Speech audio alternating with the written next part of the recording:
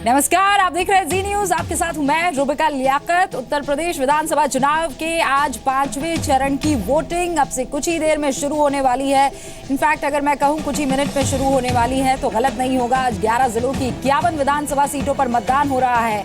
1,82,00,000 voters 607 उम्मीदवारों की राजनीतिक किस्मत का फैसला करेंगे। इनमें से 40 महिला उम्मीदवार भी आज मैदान में है। आज के इस फेज में गांधी परिवार के गढ़ अमेठी में भी वोटिंग हो रही है।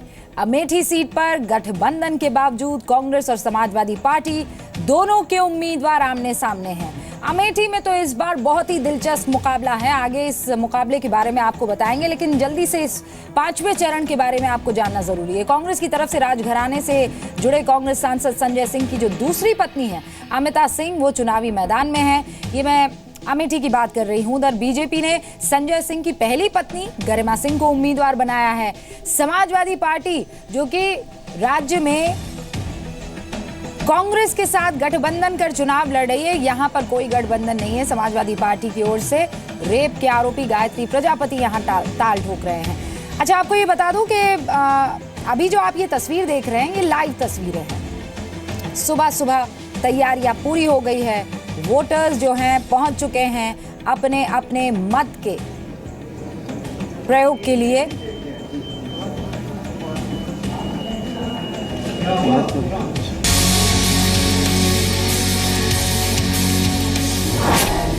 यूपी में आज 5वें चरण का रण।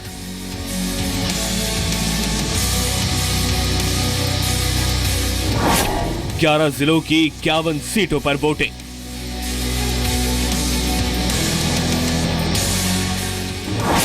छह सौ 7 उम्मीदवारों की किस्मत का फैसला।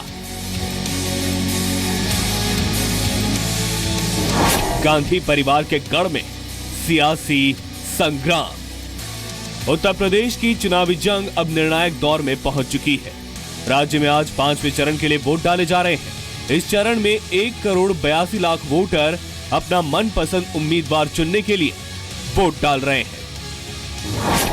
5वें चरण में जिन 11 जिलों की 51 सीटों पर वोट डाले जा रहे हैं, उनमें कांग्रेस उपाध्यक्ष राहुल गांधी के क्षेत्र अमेठी के अलावा अंबेडकर नगर, बहराइच, बलरामपुर, बस्ती, गोंडा, संत कबीर नगर, श्रावस्ती, सिद्धार्थ नगर, सुल्तानपुर और फैजाबाद की विधानसभा सीटें शामिल हैं।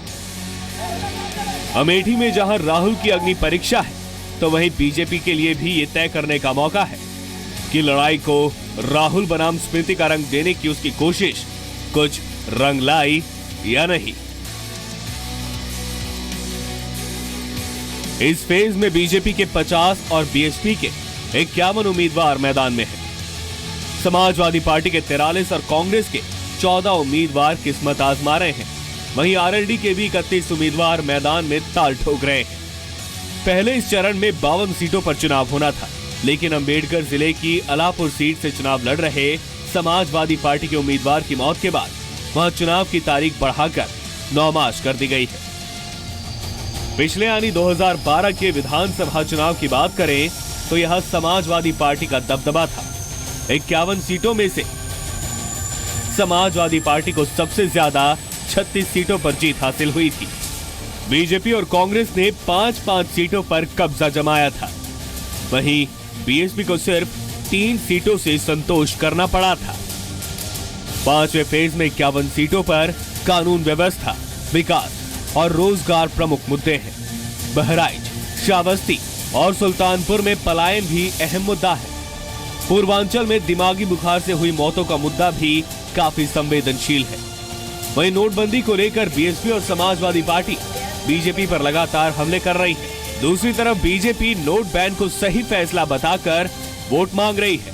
बहरहाल इस चरण में तीनों प्रमुख दलों के कई बड़े नेताओं की किस्मत का फैसला होना है। सबसे हाई प्रोफाइल जंग अमेठी में है, जहां कांग्रेस की अमिता सिंह, बीजेपी की गरिमा सिंह और समाजवादी पार्टी के गायत्री प्रजापति मुकाबले को त्रिकोणीय बना रहे हैं। सिद्धार्थ नगर की इटावा सीट से विधानसभा अध्यक्ष माता प्रसाद पांडे चुनाव मैदान में है।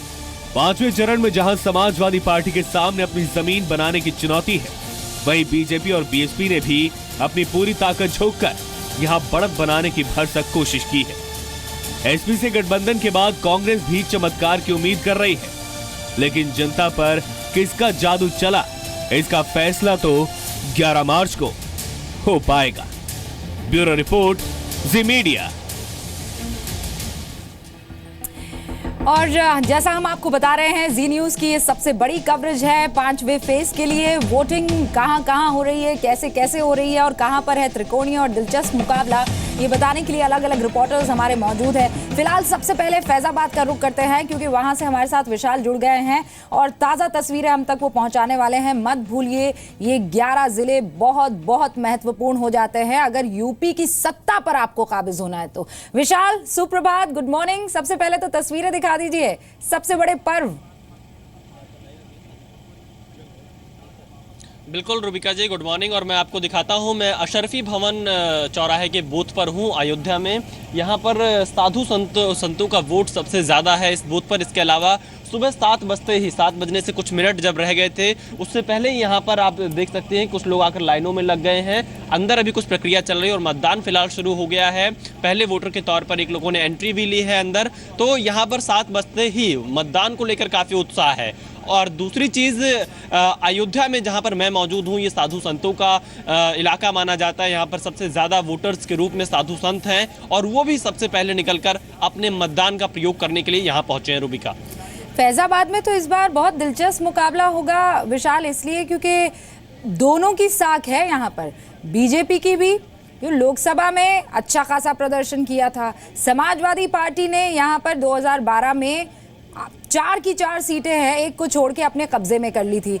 यानी दोनों को यहाँ पर अपना टेस्ट देना है और दोनों के लिए नाक साक की लड़ाई है।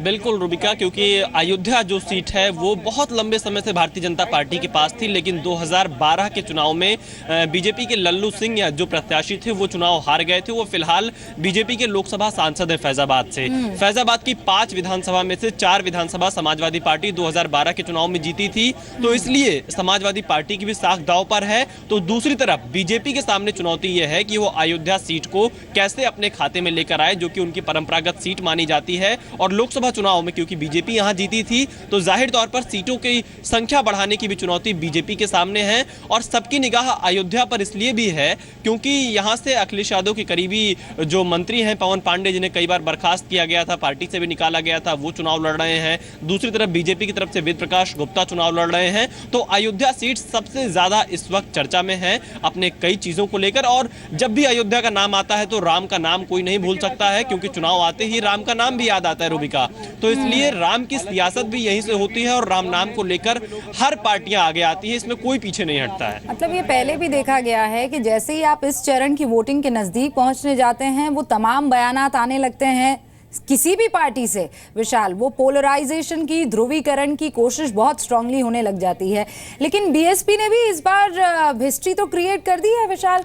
1980 के बाद से मेरे ख्याल से पहली बार ऐसा होगा कि किसी मुस्लिम कैंडिडेट को उतारा गया होगा। यहाँ पर अयोध्या में राम मंदिर का मुद्दा आज भी जीवित है। बिल्कुल, यहाँ पर बीएसपी ने अयोध्या सीट पे बज़मी सिद्दीकी को टिकट दिया है, जो कि बीएसपी की तरफ से एक मुस्लिम प्रत्याशी हैं। और कहा यह जा सकता है कि वो कड़ी चुनौती दे रहे हैं भाजपा को भी और समाजवादी पार्टी को भी। तो ऐसी स्थिति में अयोध्या की जो स्थिति है वो काफ़ी त्रिकोणीय मुकाबला है, क्योंकि यहाँ पर तीनों कैंडिडेट्स अपने आप में मजबूत बताए जाते हैं, अच्छी दावेदारी करते हैं। जो बीजेपी से चुनाव लड़ रहे वेद प्रकाश गुप्ता, वो पहले बीएसपी के टिकट से चुनाव लड़ चुके थे। और पवन पांडे यहाँ के सिटिंग एमएलए हैं, वो समाजवादी पार्टी से चुनाव लड़ रहे हैं। और बज़मी सिद्दीकी जो कि बीएसपी के मुस्लिम कैंडिडेट हैं, वो भी यहां से ताल ठोक रहे हैं। तो ऐसी स्थिति में अयोध्या के अगर हम जातीय समीकरण को देखें, अयोध्या के अगर दूसरे मुद्दों को देखें, तो ये पूरी लड़ाई त्रिकोणीय लड़ाई दिखाई पड़ती है और तीनों कैंडिडेट्स बहुत ही मजबूती के साथ अपनी दावेदारी कर रहे हैं। विशाल, आप तो वहां अयोध्या को मेरे ख्याल से अच्छे खासे टाइम से, लंबे अरसे से कवर कर रहे हैं। बहुत सारी रिपोर्ट्स, बहुत सारे स्पेशल प्रोग्राम्स आपने वहां से ग्राउंड जीरो से करके हमें भेजे हैं। आप इस नब्ज को बहुत अच्छे से टटोल भी पाए होंगे और समझ भी पाए होंगे, और इस बात को दर्शकों तक भी पहुंचाने की कोशिश कीजिएगा कि ठीक है, इन तमाम बयानों में राम मंदिर का मुद्दा हो गया, ध्रुवीकरण हो गया, कोई भी पार्टी किसी भी तरह की बात इसको लेकर करती हो, लेकिन क्या वहां पर सिर्फ एक ही ये मुद्दा है राम मंदिर, या आपने जिन लोगों से बात की है, खासकर फैजाबाद के अलग अलग सीटों पर जहां चुनाव हो रहा है, वहां बहुत दूसरे अलग भी मुद्दे हैं जो जनता कहती है कि भाई हमारे लिए पहला ये अहम मुद्दा है?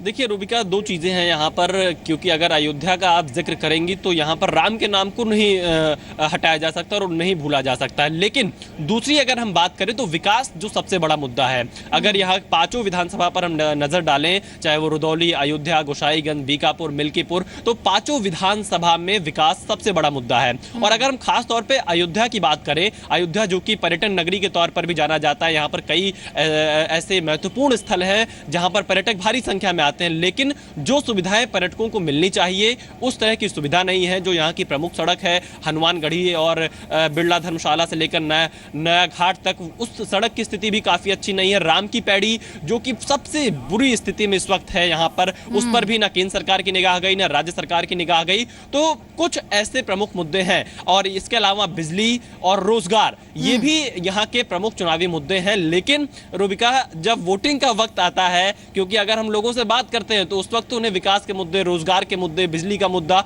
हर एक चीज याद आता है। लेकिन जब वोटिंग की बात आती है तो पता नहीं क्यों वोटर्स अलग अलग चीजों में, बहकावे में जरूर आ जाते हैं। इससे सावधान रहने की जरूरत मतदाताओं को जरूर करनी होगी।